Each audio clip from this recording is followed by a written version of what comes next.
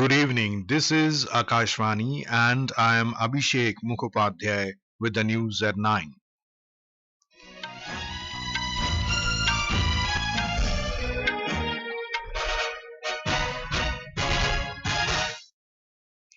The headlines. President Droupadi Murmu inaugurates two-day conference of governors at Rashtrapati Bhavan, asks governors to suggest ways for inclusive development of people of scheduled and tribal areas. Prime Minister Narendra Modi urges governors to play a role of effective bridge between centre and state. Centre approves 8 important national high-speed road corridor projects to improve logistics efficiency and enhance connectivity across the country. More than 6,000 stranded pilgrims, devotees rescued in Uttarakhand so far. Relief and search operations in full swing in landslide-hit areas of Himachal Pradesh and Kerala.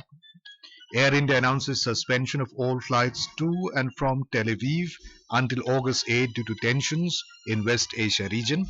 In Paris Olympics, Manu Bhaker qualifies for 25-meter air pistol final. Indian men's hockey team beats Australia in its last group stage match. And in cricket, Sri Lanka set a target of 231 runs for India in the first ODI of the 3-match series in Colombo.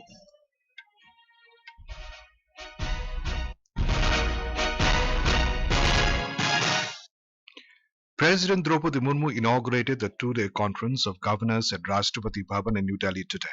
The conference will cover a wide range of issues that play a critical role in not only shaping the center-state relations, but also promoting welfare schemes for common people. In opening remarks, the President said the agenda for this conference included carefully chosen issues that are crucial in achieving the national goals. She said that the deliberations of this conference would be an enriching experience for all participants and help them in their functioning. The President said that with the implementation of 3 new laws related to criminal justice, a new era of justice system had begun in the country. President Murmu also said that for the smooth functioning of democracy, it was crucial that the various central agencies work with better coordination across all the states. She advised the governors to think about how they, as the constitutional heads of the respective states, can promote this coordination. We have a report. The President said that the national education policy emphasized upon improving the accreditation and assessment system of educational institutions. She urged the governors to contribute to this reform process in their capacity as the chancellors of state universities. The President also said that the government had been giving utmost priority to the development of the poor, the border areas, the deprived sections, and areas and people left behind in the development journey. She pointed out that a large section of tribal population lives in the scheduled and tribal areas and urged the governors to suggest ways to achieve inclusive development of the people of these areas. Addressing the conference, Vice President Jagdeep Dhankar referred to the oath of the governors and urged them to discharge their constitutional responsibility of making people aware of social welfare schemes and incredible development that have taken place during the last decade. In his address, Prime Minister Narendra Modi urged the governors to play the role of an effective bridge between the center and the state and interact with people and social organizations in a manner to co-opt those who are underprivileged. He said that the post of the governor was an important institution which could play a crucial role in the welfare of the people of the state within the framework of the constitution, particularly with reference to tribal areas. Shifali Singh from Akashvani News Desk. Union Cabinet has approved 8 important national high-speed road corridor projects of length 936 kilometers at a total cost of 50,655 crore rupees to improve logistics efficiency, reduce congestion and enhance connectivity across the country. Union Information and Broadcasting Minister Ashwini Vaishnav today informed about the cabinet decisions. आज बहुत बड़ा एक फैसला हुआ है पूरे देश में 8 बड़े नेशनल हाईवे के प्रोजेक्ट जो कि एक्सेस कंट्रोल्ड एक्सप्रेस वेज हैं आज cabinet committee on economic affairs ने प्रधानमंत्री श्री नरेंद्र मोदी जी की अध्यक्षता में अप्रूव किए हैं ये प्रोजेक्ट्स 935 किलोमीटर की टोटल लेंथ के हैं और इसमें 50,000 करोड़ रुपए का इन्वेस्टमेंट होगा In Uttarakhand, relief and rescue operations continued for the second day today to evacuate the pilgrims stranded at Kedarnath Dham and Yatra route.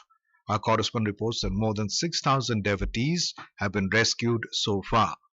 Indian Army's Chinook and Mi-17 helicopters were deployed to rescue the pilgrim stranded at Kedarnath Dham. Due to bad weather, the helicopters could not fly back after bringing the stranded people once in the morning. However, with the help of NDRF, SDRF and police, the rescue operations on foot continued. There is information of about more than 500 devotees stranded at all are said to be safe. In the rescue operations conducted today, about 1,500 pilgrims were taken to safe places through walking routes and about 600 devotees were rescued safely from the Yatra route with the help of 4 helicopters. Due to rain and landslides, the Kedarnath Yatra has been suspended till further orders. Meanwhile, the Met Department has issued an orange alert for heavy to very heavy rains at some places in Chamoli and Bageshwar district tomorrow. Along with this, light to moderate rains are also expected in other parts of the state. Sakshi Singh, Akashvani News, Dehradun. Relief and rescue operations are continuing on a war footing to search for missing people due to heavy rain and landslide related incidents in Himachal Pradesh through the last 2 days. 6 bodies have been recovered in Kullu, Mandi and Shimla districts, while 47 people are still missing. We have more from a correspondent.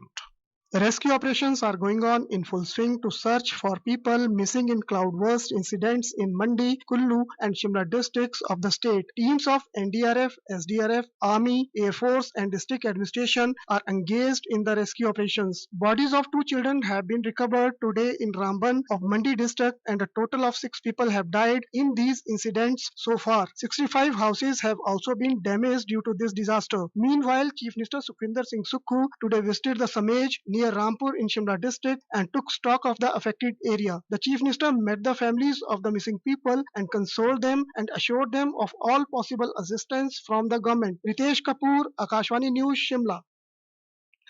In Kerala, search operations were held in the landslide hit Wayanad by dividing the affected area into 6 zones where 40 teams were deployed. Rescue workers today fanned out to different affected areas. We have a report from a Kochi correspondent. Rescue workers retrieved a few more bodies today from the debris.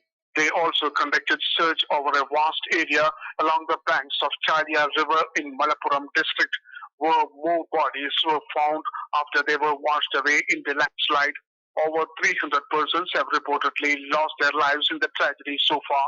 Meanwhile, army and rescue workers are continuing the search for a possible survivor in Mundakai area after a ground-penetrating radar detected blood signals from beneath the debris. An earth-moving equipment has been deployed in the area and the debris is being removed with great care. With Arun Vincent in Wayanad, Raj Mohan, Akashvani News, Kochi. This is Akashvani giving you the news. For quick news updates around the clock, follow us on our X handle at AIR News Alerts. The Rajya Sabha today took up discussion on a private member resolution moved by DMK member M. Muhammad Abdullah, urging the government to repeal NEET and NTA and revert to medical admissions based on the criteria of state governments. Intervening in the discussion, Leader of the House and Union Health Minister Jagat Prakash Nadda said that the National Eligibility Cum Entrance Test NEET provides a robust and very systematic system for admissions in various disciplines of medical education. He appealed to the members not to undermine this system, as NEET is a very good medium through which students from village and remote areas can get admissions in MBBS and BDS. Mr. Nadda said that previously medical education had become an open business. The Health Minister added that the exam is now conducted in 13 languages and students from government schools have also benefited from this.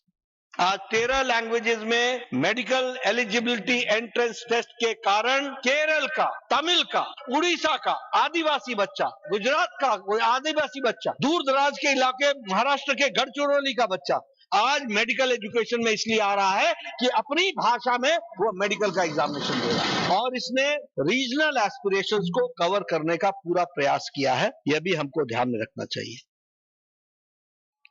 Earlier, speaking on the resolution, DMK member M. Muhammad Abdullah alleged that NEET examination is directly against the principle of social justice. Other members, including Shakti Singh Gohil of the Congress, Jawahar Sarkar of AITC, Raghav Chadda of AAP, and Dr. John Brittas of CPIM, also participated in the discussion. However, the discussion remained inconclusive. Later, the House was adjourned for the day. The Lok Sabha today took up discussion on demands for grants related to the Ministry of Health and Family Welfare for 2024-25. Initiating the discussion in the House, Tariq Anwar of the Congress alleged that sufficient budgetary allocation was not made in this year's budget to improve basic health facilities in the rural areas. Dr. Sanjay Jaiswal of the BJP said government is paying special attention towards the education and health sector. He said in 2014 there were only 387 medical colleges in the country, which now increased to 706. Mr. Jaiswal said there were only around 51,000 medical seats in 2014, which have now increased to more than 1 lakh. Lalji Verma of the Samajwadi Party said health budget was decreased as compared to financial year 2023-24. Ramprit Mondal of the JDU hailed the budgetary allocation of 90,659 crore rupees for health sector in the union budget. Daggumala Prasada Rao of the TDP urged the Union Health Minister to consider to set up a comprehensive cancer hospital in Andhra Pradesh. Other members also participated in the discussion. After that, the House took up the matters of urgent public importance, in which members raised several issues. After completing it, the chair adjourned the House for the day. Air India has announced the immediate suspension of all flights to and from Tel Aviv until August 8, 2024, citing safety concerns due to the ongoing situation in parts of the West Asia. The carrier emphasized that the safety of passengers and crew is a top priority. Affected travelers with confirmed bookings during this period will be offered a one-time waiver on rescheduling and cancellation charges. Air India stated they are continuously monitoring the situation and will provide updates as necessary. This move comes as tensions in the region continue to escalate, potentially impacting air travel safety in the area. President Droupadi Murmu will be on a three-nation visit to Fiji, New Zealand and Timor-Leste from 5th to the 10th of August. Briefing media in Delhi this afternoon, Secretary East Jaideep Majumdar said this would be the first ever visit by the President of India to Fiji and Timor-Leste. Former senior officer of Indian Information Service Kamalkant Pant died after prolonged illness in Gurugram today. 64 years old, Mr. Pant retired from the Central Bureau of Communication in the year 2020. Prior to this, he served in many units of Ministry of Information and Broadcasting, including Akashvani News. In Paris Olympics, Manu Bhaker is qualified for the 25-meter air pistol final, while Indian men's hockey team defeated Australia 3-2 in its last group stage match today. Double Olympic medalist Manu Bhaker finished second in the women's 25 pistol qualification, shooting a total of 590, 294 in precision, 296 in rapid, out of a possible 600, and reached the third final of the tournament. Archers Ankita Bhagat and Dheeraj Bomadevara lost to the USA in the bronze medal match. We have details from a correspondent who is covering the Paris Olympics.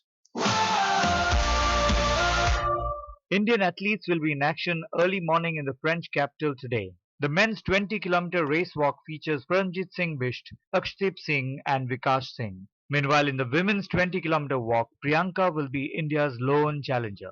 In archery, Praveen Jadhav will clash with China's Wen Chao Kao in the men's individual elimination round. Swapnil Kushale is our country's big hope today in the 50-meter rifle men's final. In hockey, India faced Belgium in a Group B match. In badminton, strong medal contenders Ranki Reddy and Chirag Shetty will battle it out against Malaysia's Achia and W So, while an all-Indian men's single round of 16 between H.S. Pranoy and Lakshya Sen is also lined up in today's schedule. Stay tuned for our hourly updates and lots more on the Akashvani network. This is Savio de Norona in the French capital of Paris.